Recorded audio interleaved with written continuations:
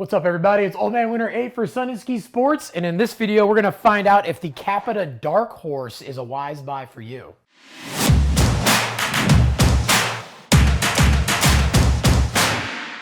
So the Darkhorse is a brand new board for 25-26 in their lineup, and I'll have to say I rode this thing today and I am super pumped on it. It is a twin tip board.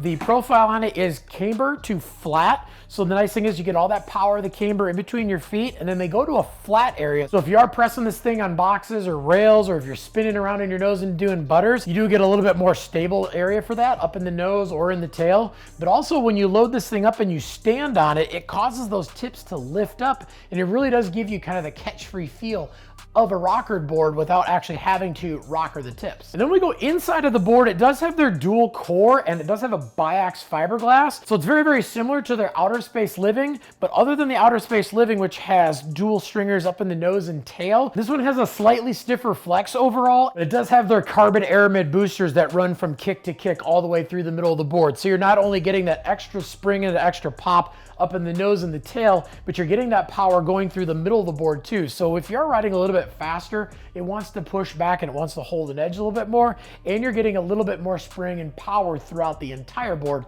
not just up in the tips. And on the bottom of this thing, it has their cinch-rooted super drive base, which has a lot of the properties of a sintered base, but it also has a little bit more of the maintenance-free feel of an extruded base. But is the Capita Dark Horse a wise buy for you? Well, this is definitely for those intermediate to advanced riders who want to lap the park all day long, or they just want to go search out side hits on the entire mountain. It is sturdy enough with those carbon aramid boosters that run from tip to tip to go fast and hit high speed jumps and carves, but it is playful enough to ride on some of the smaller rails in the park. This board is definitely made for those riders who want to charge hard in the park all day long.